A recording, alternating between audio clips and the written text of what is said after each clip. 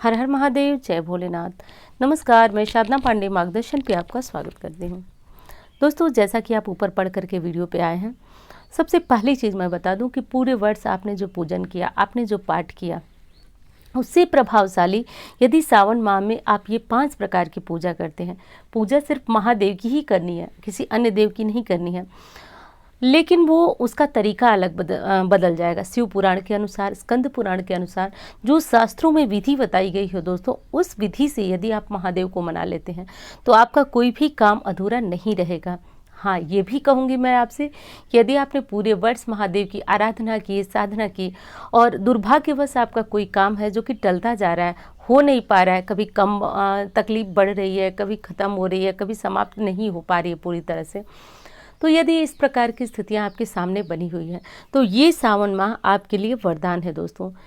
मैं दावा करती हूँ, यदि इस 5 विधि से जिस भक्त ने महादेव की आराधना कर लिया, पूजन कर लिया, उनकी कष्ट, उनकी तकलीफ निश्चित रूप से देवाधिदेव महादेव देंगे, दूर करेंगे। जिस विधि से दूर करें ये उनकी इच्छा, लेकिन ऐसा करेंगे कि जो आपकी सोच से ऊपर होगा। जितनी आपकी सोच चलती है उससे ऊपर जो है वो आपके लिए कर देंगे। इतना विश्वास रखिए दोस्तों। मैंने स्वयं के जीवन में इस बात का बहुत बड़ा अनुभव देखा है कि यदि आप सामान्य दिनों में पूजा करते हैं तो मैं ये तो नहीं कहूँगी कि आपको उसका फल नहीं मिलता है, लेकिन जब समस्याएं बड़ी होती हैं तो जैसा कि मैं बता रही हूँ आपको, पूरा जो ये ज्योतिष शास्त्र है या फिर हमारे शास्त्र है, उसमें ग्रह नक्षत्रों का बहुत बड़ा जो है स्थान बताया गया, बहुत बड़ा योगदान बताया गया। आप आम दिनों में भी शिव पूजा करते हैं, लेकिन शिवरात्रि में भी करते हैं, तो क्या एक समान प्रभाव होता है? बिल्कुल नहीं होता है दोस्तों। निश्चित रूप से वही जल यदि आप शिवरात्रि में चढ़ाते हैं तो उसका प्रभाव बहुत ज़्यादा बढ़ जाता है आम दिनों की अपेक्षा। ठीक वही स्थिति है सावन के महीने में। यदि आप हमेशा पूजा करते हैं तो और आपका काम नहीं पूरा हुआ है तो ये सावन महीना में आपको क्या करना है, निश्चित रूप से भोलेनाथ का वरदान आपको प्राप्त होगा।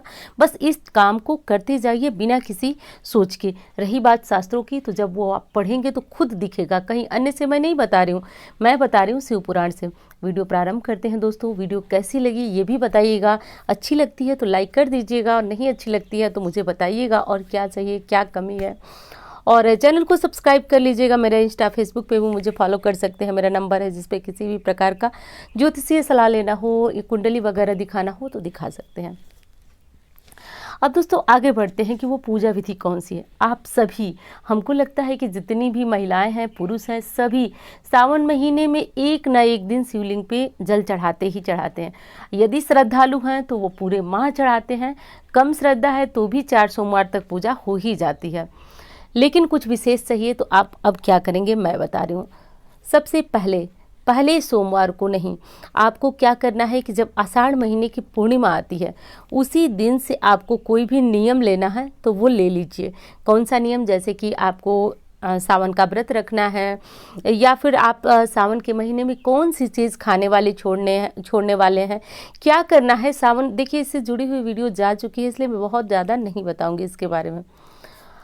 अब ये तो आपका नियम हो गया। और अब अगले दिन जब सावन का प्रथम दिन शुरू हो जा रहा है, उस दिन से आप पूरा नियम बना लीजिए। क्या नियम बनाना है कि आप पार्थिव लिंग का पूजन करेंगे। देखिए, इस चीज़ को बहुत ज़्यादा ध्यान से समझिएगा कि यदि हमारे शास्त्रों में कोई सबसे बड़ी शिव पूजा बताई गई है तो दोस्तों मैंने पढ़ा, इस चीज़ को देखा, मतलब इस चीज़ को मैं इतना विस्तार से आपको तो नहीं बता पाऊंगी इस वीडियो में, लेकिन इस चीज़ को मैंने कई स्थानों पे पढ़ा और जब उस चीज़ को मैं मिलाई, जैसे कि चीज़ों को पढ़ करके फिर दूसरी जगह कोई चीज़ पढ़ती हूँ, तीसरी जगह जैसे कुछ चीज़ पढ़ती हूँ, तो उन चीज़ों को मैं अपने मन में सोचती हूँ, मिलाती हूँ कि ये चीज़ें एक जैसी हैं, मतलब कि ये चीज़ें बहुत ज़्यादा प्रभावी हैं।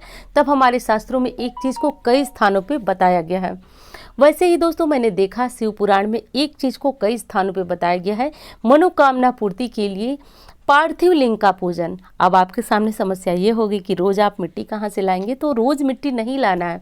एक दिन मिट्टी लाइए, कहीं पवित्र पीपल की लाइए या फिर कहीं से भी पवित्र मिट्टी लाइए, घर के किसी भी बर्तन में गला करके मिट्टी को रख लीजिए। प्रतिदिन शिवलिंग बनाइए, उनका पूजन कीजिए। जैसा कि आप जानते हैं कि शिव पूजा, पार्थिव लिंग को आप बहुत देर तक नहीं रख सकते हैं, तो तुरंत उनका विसर्जन आप घर के गमले में किसी भी पेड़ पौधे में कर सकते हैं। तुलसी में मत कीजिएगा, तो ये करना बहुत ज़्यादा श्रेष्ठ होता है, बहुत ज़्यादा कम समय लगता है। दोस्तों आप क्या करें कि जैसे आप सुबह का पूजा करते हैं, आपके घर में शिवलिंग है, फिर भी मैं बात कर रही हूँ कि पार्थिव लिंग निर्माण करने का अपना अलग ही शिव पुराण में महत्व बताया गया है। कहा इसलिए महत्व बताया गया है क्योंकि आपने स्वयं शिव जी की पूजन करने का, यानी शिवालय का निर्माण किया, शिव जी का निर्माण कर पूजन किया, इसलिए शिवलिंग का महत्व बढ़ जाता है, पार्थिव लिंग का महत्व बढ़ जाता है। तो कोशिश कीजिएगा कि हर व्यक्ति अपने घर में 2 मिनट लगता है, बस शिवलिंग तैयार हो जाता है, तुरंत दूध जल बेलपत्र जिस विधि से आपको पूजन करना है बस कर लीजिए। लेकिन मैं बता रही हूँ दोस्तों, मैंने कई स्थानों पे पार्थिव लिंग के महत्व को बहुत ज़्यादा पढ़ा, फिर मैं इस निष्कर्ष पे पहुंची कि आप तक इस बात को मुझे किसी भी स्थिति में पहुंचा देना है कि यदि कोई काम अधूरा है, रुक रहा है, तो ये काम आप कर लीजिए, इस सावन 100% आपके काम बनने शुरू हो जाएंगे। अब दूसरे उपाय की बात करती हूँ दोस्तों। अब दूसरा उपाय ऐसा क्या है जो मैं आपसे कहने वाली हूँ। देखिए, पार्थिव लिंग के संबंध में एक चीज़ मैं और बता रही हूँ, जैसे कि रामेश्वरम ज्योतिर्लिंग आप सभी को पता है। तो ये ज्योतिर्लिंग का महत्व जब महादेव ने पूजन किया तो इतना ज़्यादा क्यों बढ़ गया। तो देखिए, लिखा हुआ था कि राम जी ने स्वयं बालू से शिव जी की जो लिंग था, लिंग स्वरूप में उन्हें प्रतिष्ठित किया, उनका पूजन किया, इस कारण उस शिवलिंग की का महत्व और अधिक बढ़ गया।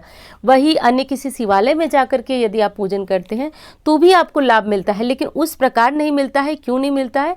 क्योंकि आपने लिंग निर्माण स्वयं किया। माफ़ कीजिएगा, मैं बातों को कई बार समझाने की कोशिश कर रही हूँ, बता रही हूँ, तो जिससे कि कुछ लोग समझ जाते हैं, कुछ लोग नहीं समझते हैं। तो जो लोग समझ जाते हैं वो इस बात को समझे कि मैं उन लोगों के लिए बता रही हूँ जो कि थोड़ा सा चीज़ों को आराम से समझते हैं। अब चलिए दूसरे उपाय की बात कर लेते हैं। दूसरा ऐसा कौन सा काम करना है जो कि आप सभी को अवश्य करना है।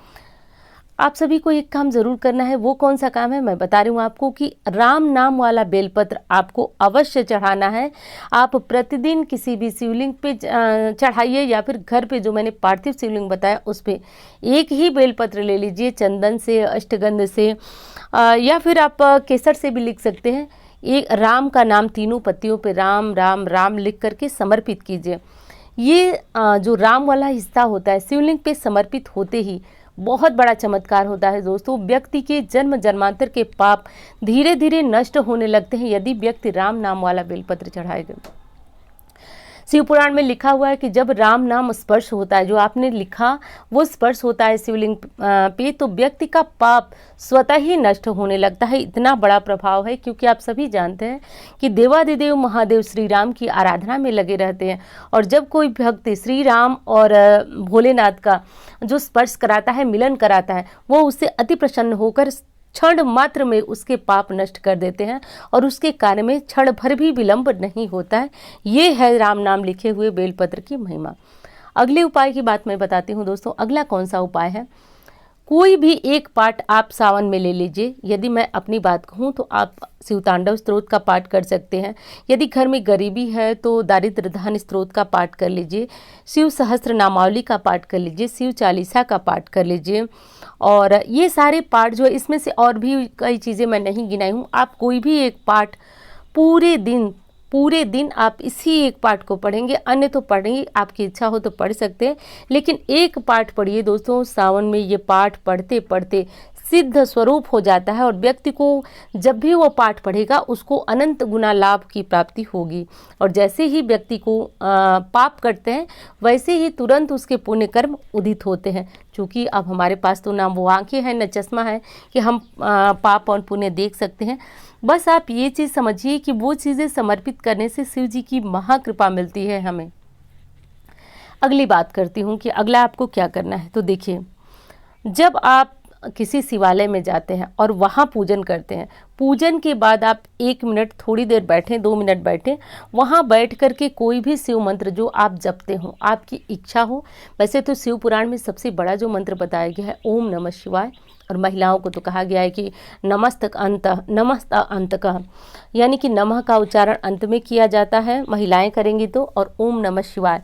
तो ये मंत्र जो दोस्तों कहा गया है कि इस मंत्र को जपने से व्यक्ति जो है इतना ज़्यादा पुण्य बटोर लेता है, इतना ज़्यादा पुण्य का भागी बन जाता है कि जितने उसके पाप नहीं होते हैं। तो ये चीज़ समझिए आप कि ओम नमः शिवाय ओम, इसका मंत्र का जब कम से कम आप एक माला बैठ करके किसी भी शिवालय में कर लीजिए। अब देखिए अंदर तो बहुत भीड़ होती है, नहीं कर सकते, लेकिन बाहर कहीं भी बैठ करके आप इस मंत्र का जाप कर सकते हैं। ज़रूरी नहीं कि माला पे किया जाए, उंगलियों पे गिन करके अंदाजे से 5 मिनट, 10 मिनट, 7 मिनट इस मंत्र का जप कीजिए।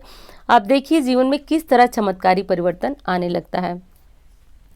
अब अगली बात करते हैं कि अगला आपको कौन सा उपाय करना है। अगला और पांचवा, जब आप सावन में पूजन करें तो एक नियम बना लें कि प्रतिदिन जो है आप शिव मंदिर जाएंगे। अब आप कहेंगे कि मैंने घर पे पार्थिव लिंग का पूजन बताया।